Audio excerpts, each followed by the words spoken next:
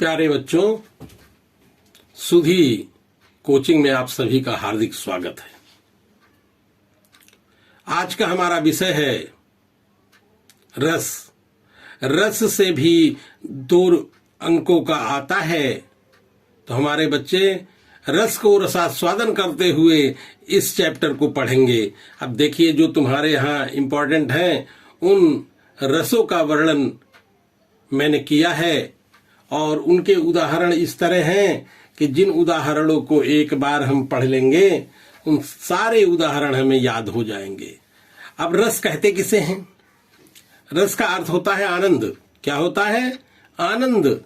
जब किसी काव्य को पढ़कर देखकर आनंद मिल जाए उसे हम रस कहते हैं। परिभाषा: किसी काव्य को पढ़कर, सुनकर या देखकर दर्शक को प्राप्त होने वाला आनंद रस कहलाता है। क्या कहलाता है? रस कहलाता है। अब रस के भेद कितने होते हैं? रस को क्या कहा जाता है? नवरस कहा जाता है। क्या कहा जाता है? नवरस कहा जाता है। लेकिन भरत मुनि ने नाटक में 8 रस बताए हैं, ये माने हैं। भरत मुनि कौन है? ये रसों के जनक माने जाते हैं। अब 8 रस उन्होंने बताए, कौन कौन से हैं देख लीजिए भाई। श्रृंगार, हास्य, करुण, रौद्र, वीर, अद्भुत, भयानक, बीभत्स, संज्ञोचित, अष्टो, नाट्य रसा है स्मृतः। तो ये तो भरत मुनि ने बताया है कि 8 रस होते हैं। श्रृंगार, हास्य, करुण, रौद्र, वीर, अद्भुत, भयानक और बीभत्स। ठीक है, उसी को ये श्लोक में पिरो दिया गया है। श्रृंगार, हास्य, करुण, रौद्र, वीर, अद्भुत, भयानक, बीभत्स, संज्ञोचित, अष्टो, नाट्य रसा है स्मृतः। तो श्रृंगार, हास्य, करुण, रौद्र, वीर, अद्भुत, भयानक और बीभत्स। ठीक। अब इनके अस्थाई भाव कैसे याद करें हम? अगर ये श्लोक याद हो जाए तो 8 रस याद हो जाएंगे। और इनके अस्थाई भाव भी इसी तरह हैं। अस्थाई भाव किसे कहते हैं? रतिर्हास, शोकस्य, क्रोधोत्साही, भयम तथा जुगुप्सा, विस्मयश्चेति स्थायी भावा प्रकीर्तिता। तो श्रृंगार का होता है रति, हास्य का होता है हास, करुण का शोक, रौद्र का क्रोध, वीर का उत्साह, अद्भुत का विस्मय, भयानक का भय, बीभत्स का जुगुप्सा। इस तरह ये भरत मुनि के अनुसार 8 रस माने गए हैं। रस का अर्थ श्रीधाप से माना गया है, जिसका अर्थ होता है जो बहता है। रस को काव्य की आत्मा या प्राण कहा जाता है। रसों के जनक भरत मुनि माने जाते हैं। कौन? मैंने बताया था इसके पहले भी कि भरत मुनि रसों के जनक हैं, पितामह हैं।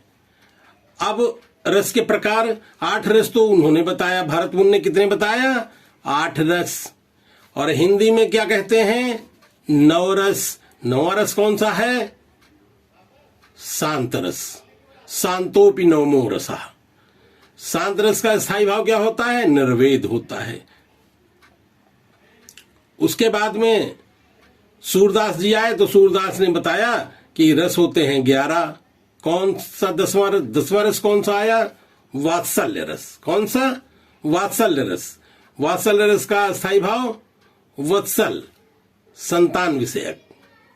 और 11वां रस है भक्ति रस, भगवत विषयक रति। इस तरह कुल मिलाकर के 11 रस होते हैं। इसकी परिभाषा तुम्हारे में नहीं पूछा जाता है, अब बल्कि पूछा जाता है केवल रस का स्थायी भाव और रस का उदाहरण। बात आती है नंबर 1 श्रृंगार रस। ये तुम्हारे कोर्स में है।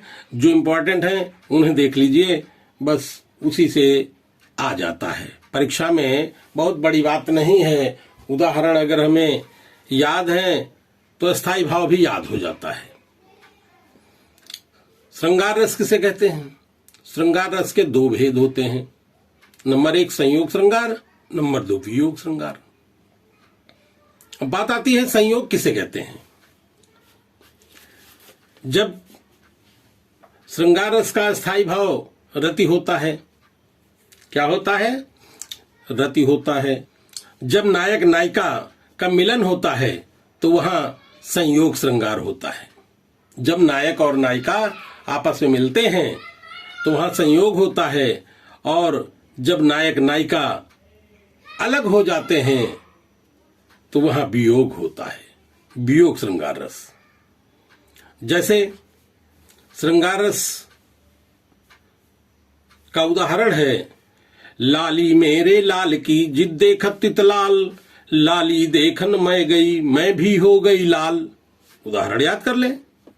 श्रृंगार रस, लाली मेरे लाल की जिद देखत तितलाल, लाली देखन मैं गई मैं भी हो गई लाल। ये श्री कृष्ण के बारे में कहा गया है। ये संयोग श्रृंगार रस है। और दूसरा उदाहरण है, तुम पे कौन दुहावे गैया, इत चितवत उतधार चलावतिया सिखयो है मैया। राधा जिस समय श्री कृष्ण के साथ दूध दुहाने के लिए जाती हैं, उसी समय का प्रसंग है कि तुम पे कौन दुहावे गैया, तुम्हारे साथ गाय को दुहाने के लिए कौन जाए। तुम इधर देखते हो और दूसरी तरफ दूध की धार चला देते हो, क्या तुम्हारी माँ ने यही सिखाया है? तो ये भी नायक और नायिका के मिलन का प्रसंग है, इसलिए यहां पर भी ये संयोग श्रृंगार रस है। श्रृंगार कैसे लिखा जाता है ये ध्यान रहे, इस तरह श्रृंगार लिखा जाएगा। कुछ लोग इस तरह लिख देते हैं, ये कर देते हैं, फिर ऐसे करते हैं कि श्रृंगार, ये श्रृंगार जो है गलत है। श्रृंगार ऐसे लिखा जाता है। शुद्ध वर्तनी में जब करो पढ़ाएंगे तो बताएंगे हम, जो इंपॉर्टेंट होंगे। तो ये है हमारा हो गया संयोग श्रृंगार। जब नायक नायिका मिले तो संयोग। अब इसे देखेंगे, वियोग श्रृंगार किसे कहते हैं। जब नायक नायिका का बिछोह हो जाए तो वियोग श्रृंगार हो जाता है। उदाहरण है, हे खग मृग मधुकर श्रेणी, तुम देखी सीता मृग नैनी। हे खग मृग मधुकर श्रेणी, तुम देखी सीता मृग नैनी। जिसमें राम सीता की खोज करते करते पेड़ पौधों से, पशु पक्षियों से सीता के बारे में पूछते हैं, तो सीता राम से दूर हो गई ना, बस वियोग हो गया। जब वहां जहां पर नायक नायिका का बिछोह हो जाए वहां वियोग श्रृंगार रस हो जाता है, तो वियोग श्रृंगार रस हो गया। दूसरा उदाहरण इसी में है, निस दिन बरसत नयन हमारे। जब श्री कृष्ण चले जाते हैं तो गोपियां कहती हैं कि मेरे जो नेत्र हैं, नेत्रों से अश्रुधारा हमेशा रात और दिन अश्रुधारा बहती है। तो वही कहा, निस दिन बरसत नयन हमारे, बस वियोग श्रृंगार हो गया। मधुबन तुम, तीसरा उदाहरण, मधुबन तुम कत रहत हरे, बिरह वियोग श्याम सुंदर के, ठाढ़े क्यों न जरे। अर्थात मधुबन, हे पेड़ पौधे अब भी तुम हरे हो, श्याम के वियोग में अभी ठाढ़े क्यों न जरे, तुम क्यों नहीं जल जाते इसमें, क्योंकि नायिकाओं को छोड़कर श्री कृष्ण दूर चले गए हैं, इसलिए वियोग हो गया है। तो यहाँ वियोग श्रृंगार रस है। तो यहाँ पर ये सारे उदाहरण वियोग श्रृंगार रस के हैं। अब आइए जो इंपॉर्टेंट है, हास्य रस। हास्य रस जब किसी वस्तु या व्यक्ति की वेशभूषा, वाणी या आकार को देखकर हंसी आ जाए, उसे हास्य रस कहते हैं। हास्य रस का स्थायी भाव क्या होता है? मैंने बताया था, हास होता है। जैसे उदाहरण देखिए तो हंसी आ जाएगी। कौनो अंधा कौनो लूला, कौनो चलत मटकावत कूल्हा। शंकर जी की जो बारात है, तो कौनो अंधा कौनो लूला, कौनो चलत मटकावत कूल्हा, तो ये हास्य रस हो जाएगा। या दूसरा उदाहरण देख लीजिए, तीन देव रक्षा करें हंसिया खुरपा बेट। तीन देव रक्षा करें हंसिया खुरपा बेट।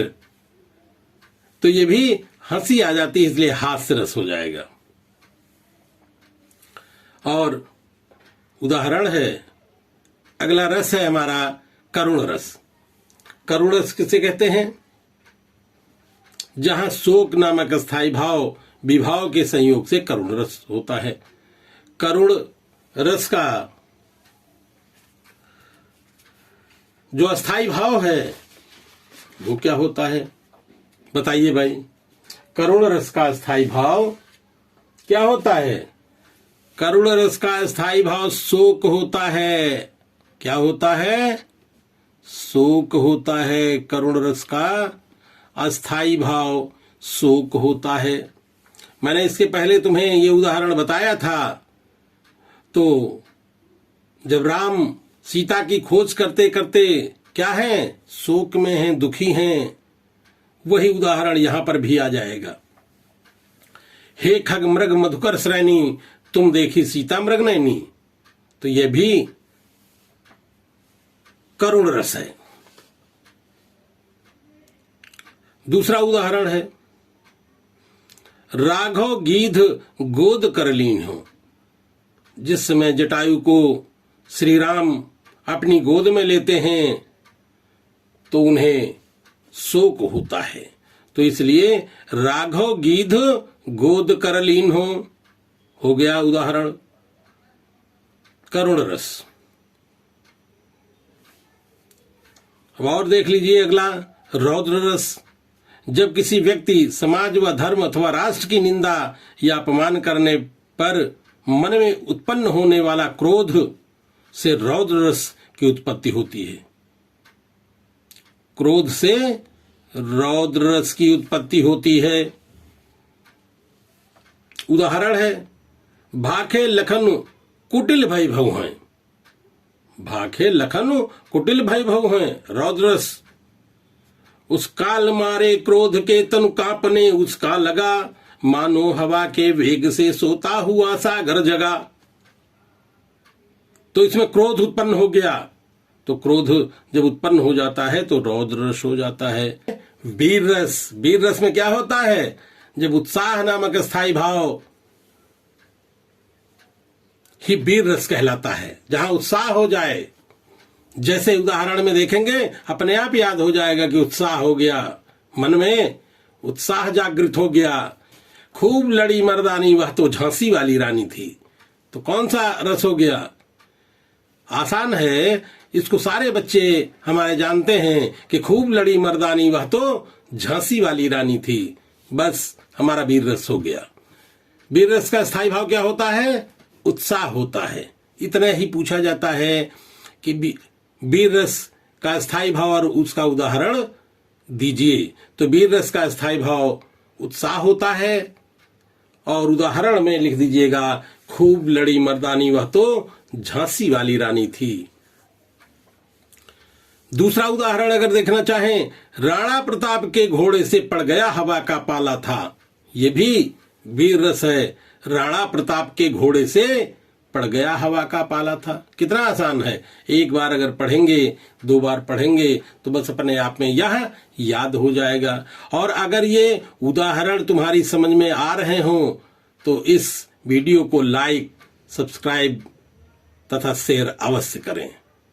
यही केवल अनुरोध है कि हमारे बच्चे पढ़ने के साथ साथ इस वीडियो को शेयर करें, लाइक करें और सब्सक्राइब करें। जो समझ में ना आ रहा हो वो अवश्य बताएं।